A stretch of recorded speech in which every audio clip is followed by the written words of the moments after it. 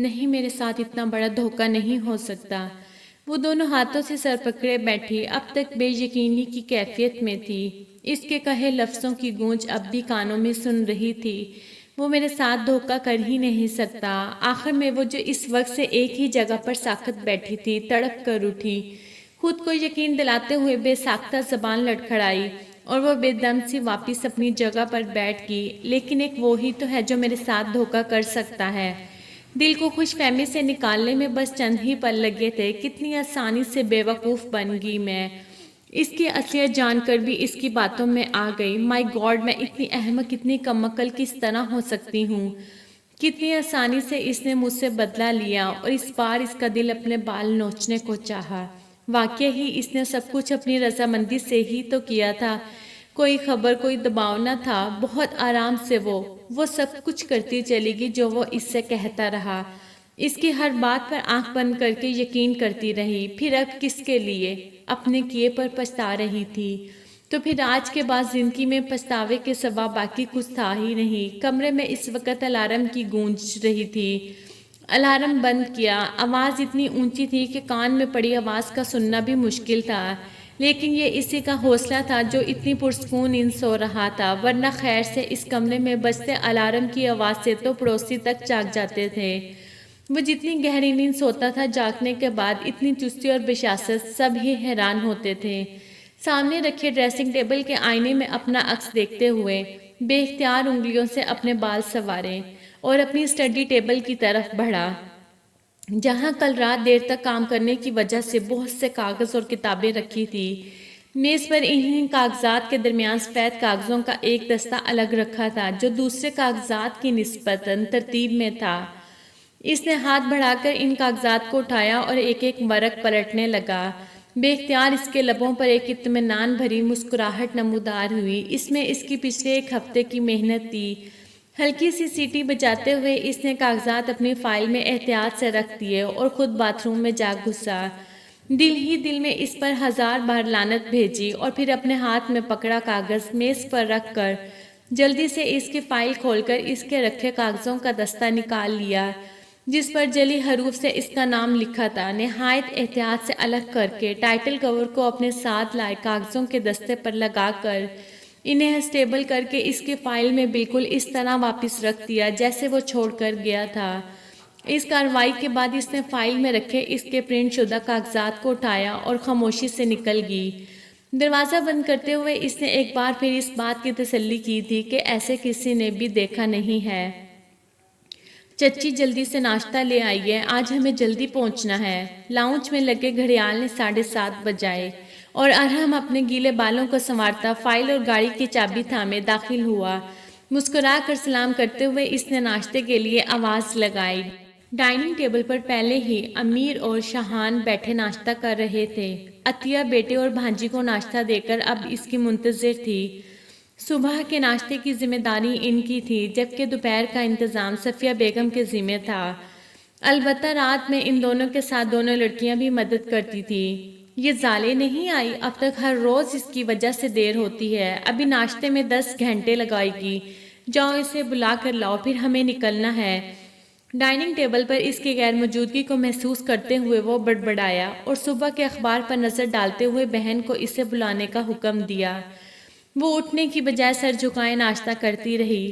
زالے تو آج اپنی دوست کے ساتھ چلی گئی، یونیورسٹی کہہ رہی تھی جلدی پہنچنا ہے، اسے اسائنمنٹ جمع کروانا ہے۔ چچی نے اس کی پلیٹ اور چائے کا مگ میز پر رکھتے ہوئے اسے مطلع کیا۔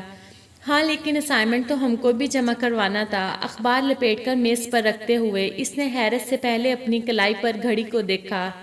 چلو تم لوگ گاڑی میں بیٹھو، میں بس آ رہا ہوں۔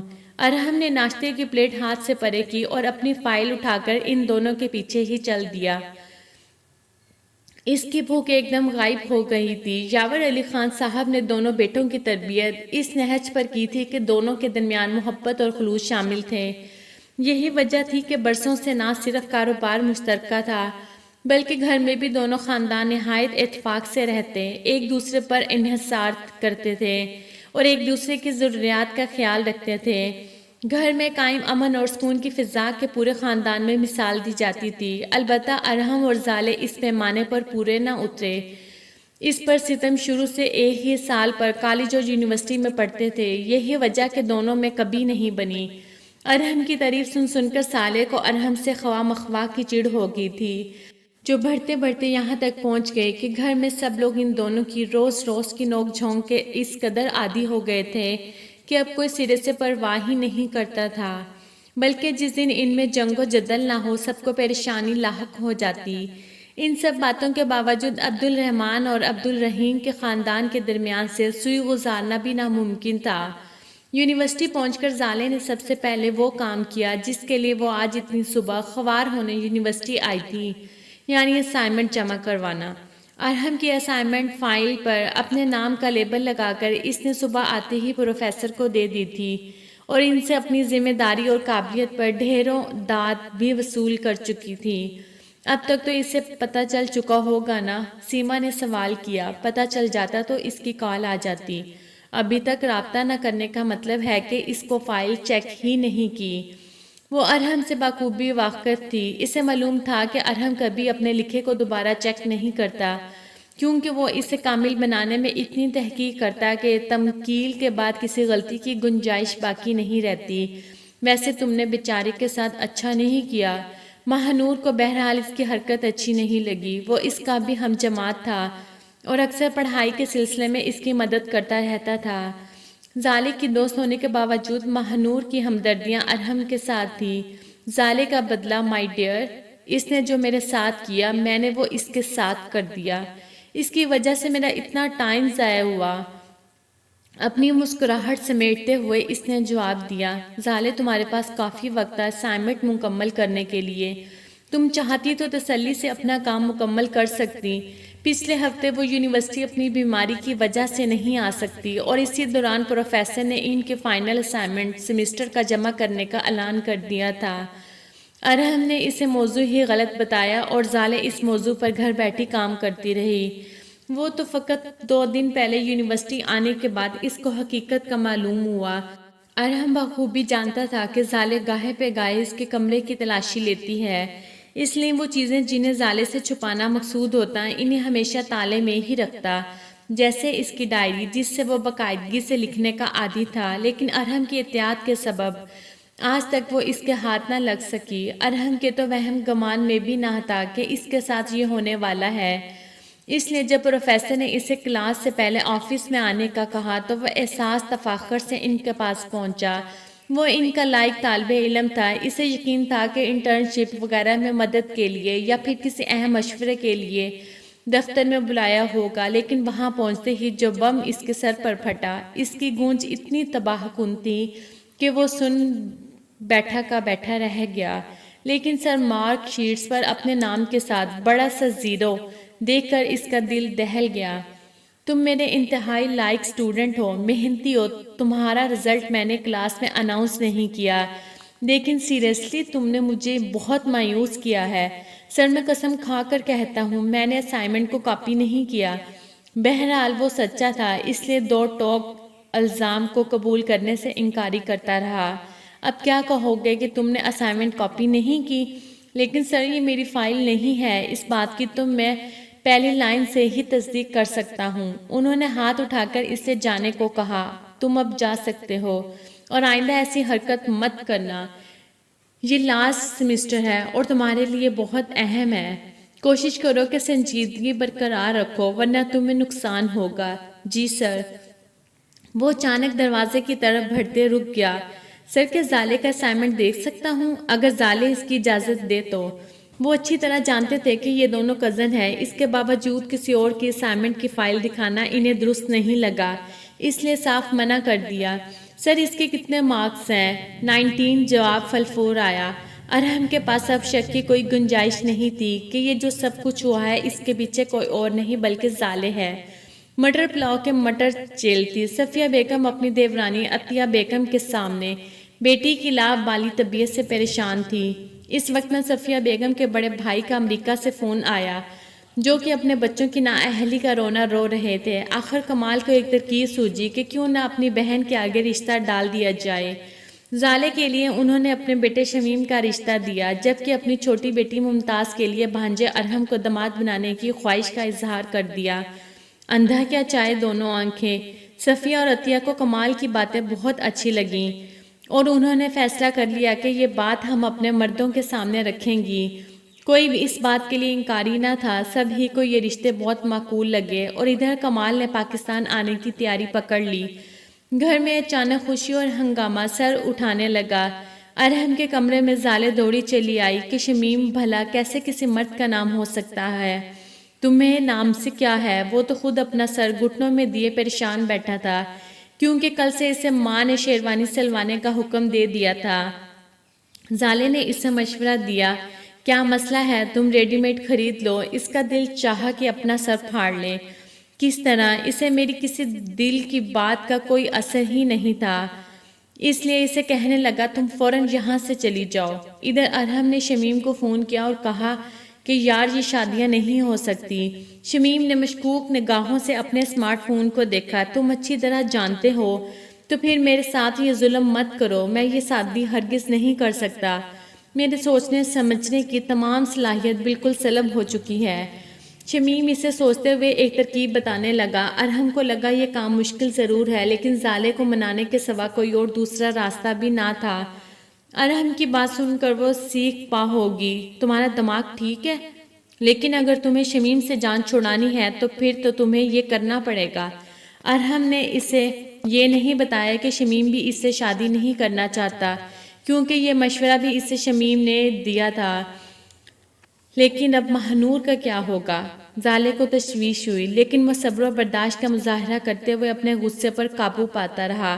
اس کی تم فکر نہ کرو، ضروری یہ ہے کہ ہم گھر میں سب کو بتائیں کہ ہم دونوں ایک دوسرے سے شدید محبت کرتے ہیں اور شادی کرنا چاہتے ہیں، تب بھی ہم اس مصیبت سے بچ سکتے ہیں۔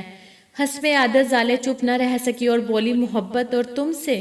مجھے تو سوچ کر وحشت ہو رہی ہے، لیکن اس کے سوا اور کوئی آپشن نہیں۔ گھر میں جس نے سنا وہ یہ سن کر حیران رہ گیا کہ ہر وقت گولہ بارود کرنے والی فوجیں آج ایک دوسرے سے شادی کرنے کے لیے کیسے تیار ہیں، جس پر عطیہ اور صفیہ بیگم کو تو دل سے اطمینان ہو گیا کہ دونوں بچے گھر پر ہی رہیں گے۔ گھر میں نکاح کی تیاریاں شروع ہوگی۔ زالے نے جا کر ارحم کے کمرے پر دھاوا بول دیا، تم کوئی اور طریقہ اپنا لیتے، لیکن کم از کم نکاح تو رکواتے۔ جس پر وہ فوراً بولا کہ اگر تمہیں شمیم سے شادی کرنی تھی تو ٹھیک ہے، میرے پاس اس کے سوا اور کوئی آپشن نہ تھا کہ ہم دونوں ایک دوسرے کو پسند کرتے ہیں، لیکن تم فکر مت کرو، ہم دونوں کی مرضی کے بغیر رخصتی تو کوئی بھی نہیں کروا سکتا، اس لیے بے فکر رہو، اس سے پہلے یہ معاملہ ختم ہو جائے گا۔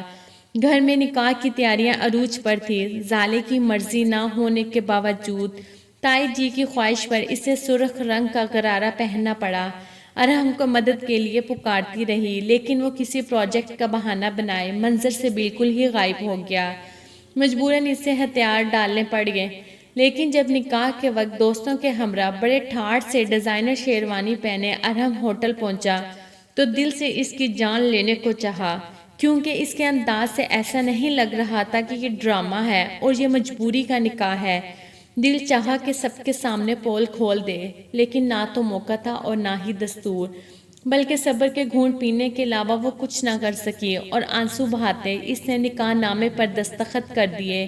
نکاح کے بعد وہ ابھی برائڈل روم میں ہی بیٹھی تھی کہ ارحم کی بہن دوڑتی ہوئی آئی اور ایک بم پھوڑ دیا۔ ارحم بھائی اور ان کے دوست رخصتی کی بات کر رہے ہیں۔ وہ ایک دم سے اپنی جگہ سے کھڑی ہوئی اور اسے یقین ہوا کہ اس کے ساتھ کوئی بہت بڑی سازش ہو گئی ہے جس کی اسے خبر نہیں۔ بس اب آپ اپنے گھر نہیں بلکہ ہمارے پورشن میں آئیں گی۔ آخر یہ سب کیا ہے؟ اس کے ساتھ اتنا بڑا دھوکہ ارحم کیسے کر سکتا ہے؟ گھر میں کسی کے پاس اس کا احتجاج سننے کے لیے وقت نہ تھا۔ اسے خوبصورتی سے سجی سٹیج پر بٹھا دیا گیا۔ ارحم اس کے ساتھ بیٹھا نہایت خوش اور مطمئن دکھائی دے رہا تھا، اور وہ بے بسی کی تصویر بنی تھی۔ واپسی پر اسے جب ارحم کے کمرے میں پہنچایا گیا تو خوبصورت پھولوں سے پورا کمرہ سجا ہوا تھا، جسے دیکھ کر وہ سمجھ گئی کہ یہ سب کچھ پہلے سے ارحم کے پلان میں شامل تھا۔ جیسے ہی ارحم کمرے میں داخل ہوا اس نے اسے جھنجھوڑ کر رکھ دیا۔ تم نے میرے ساتھ یہ سب کیوں کیا؟ پہلے نکاح اور اچانک رخصتی، تم نے کہا تھا کہ تم نکاح ختم کر دو گے۔ اس نے اپنی تشویش کو سوالات کی صورت میں ڈال دیا۔ جس پر وہ پیار سے کہنے لگا کہ جھوٹ بولا تھا، لیکن مجھے پتا تھا کہ تم میری بات کا یقین نہیں کرو گی۔ جھوٹ کیا؟ مطلب ارحم، یہ سب تم نے مجھ سے اسائنمنٹ کا بدلہ لیا ہے؟ جس پر وہ سر پکڑ کر بیٹھ گیا کہ یار اسائنمنٹ کی بات درمیان میں کہاں سے آ گئی۔ لیکن زالے کو یقین نہ آ رہا تھا کہ اس بدترین انتقام کو لینے کے پیچھے اس نے اس کی زندگی کا تماشا بنا دیا اور اس کے اعتبار کا خون کیا۔ میں تمہیں کبھی معاف نہیں کروں گی۔ جس پر ارحم بولا کہ تم ایک انتہائی احمق اور جذباتی لڑکی ہو، یہی وجہ ہے کہ کبھی سوچ سمجھ کر بات کیا کرو۔ لیکن زالے کہاں اس کی باتوں میں آنے والی تھی۔ بولی کہ تم کسی دھوکے میں مت رہنا، میں اتنی آسانی سے خاموش نہیں ہوں گی۔ تم مجھے گھر میں قید کر کے خود نور کے ساتھ عشق لڑاؤ گے؟ میں ابھی گھر والوں کو جا کر تمہاری حقیقت بتا دوں گی۔ ارحم نے اسے کھینچ کر واپس بٹھایا کہ تم نہیں ایسا کر سکتی۔ تمہارے اور میرے درمیان ماہنور کہاں سے گھوم کر آ جاتی ہے؟ تم ماہنور سے محبت کرتے ہو، اور وہ محبت نامے جو تم چھپا کر ڈائری میں لکھا کرتے تھے۔ وہ مسلسل اب رو رہی تھی۔ میں نے یہ تم سے کہا تھا زالے، میں نے آج تک ماہنور یا کسی بھی لڑکی سے محبت کی حامی نہیں بھری۔ ارحم مجبور ہو کر اسے وہ ڈائری دکھانے کے لیے اٹھا جس میں اس نے آج تک اپنی محبت کو قید کر رکھا تھا۔ وہ اور واحد اس بات کا گواہ شمیم تھا۔ وہ آج تک یہ نہ سمجھ سکی تھی کہ شمیم اس رشتے پر اتنا خوش کیوں ہے، لیکن اسے یہ یقین نہ آیا کہ وہ نام کسی اور کا نہیں، ڈائری میں اس کا درج تھا۔ وہ کہنے لگی کہ آج تک آپ نے مجھ سے یہ بات چھپائی، مجھے ہمیشہ تنگ کیا کرتے تھے۔ جس پر ارحم نے جواب دیا کہ میں اس وقت تمہیں معصومیت اور محبت سے دیکھا کرتا تھا، جب تم میری باتوں پہ چڑھتی تھی اور بھاگ بھاگ کر میری شکایتیں تایا ابا کے پاس جا کر لگاتی تھی، اور مجھے تمہاری معصومیت پر پیار آتا تھا۔ وہ شرارتی نظروں سے زالے کو دیکھنے لگا۔ اوہ میرے اللہ، کیا ہو جاتا اگر یہ تم سب سیدھے راستے سے کر لیتے، اگر غصے اور فرسٹریشن میں آ کر میں کچھ الٹا سیدھا کر لیتی۔ محبت اور دل کا حال اس لیے نہیں بتایا کہ تم پتہ نہیں یقین کرتی یا نہ، اور ڈرامہ رچانے سے پہلے میں بڑے ابا کو سب کچھ بتا چکا تھا اور ان سے کچھ بھی چھپا نہیں۔ انکشاف پر انکشاف ہو رہے تھے، یعنی اس نکاح اور رخصتی والی کھیل میں بڑے ابا تمہارے ساتھ شامل ہیں؟ جی ہاں، ارحم نے سر ہلا کر جواب دیا۔ قسم سے دل تو کر رہا ہے کہ تمہارا سر پھاڑ ڈالوں، لیکن ارحم نے ہاتھ بڑھا کر الارم کلاک زالے سے لے لیا اور خوبصورت سی انگوٹھی اپنی جیب سے نکال کر اس کی انگوٹھی پر رکھی۔ سچ تو یہ ہے زالے کہ محبت نہیں، بندے کو عشق ہے تم سے، اور اس عشق نے مجنوں فرحات سب کو ہی پیچھے چھوڑ ڈالا ہے۔ اب چاہے سر پھوٹے یا ماتھا، ہم نے تو ہاں کر دی ہے۔ اس نے شرارت سے زالے کی طرف دیکھا۔ کمرے میں پھولوں کی بھینی بھینی خوشبو، ارحم کی محبت کے رنگ حاوی ہو رہے تھے۔ زالے مسکراتے ہوئے شرما کر سر کو جھکا لیا۔ دوستو، میری ویڈیو اچھی لگی ہو تو پلیز میرے چینل کو سبسکرائب کر کے ویڈیو کو لائک کر دیں۔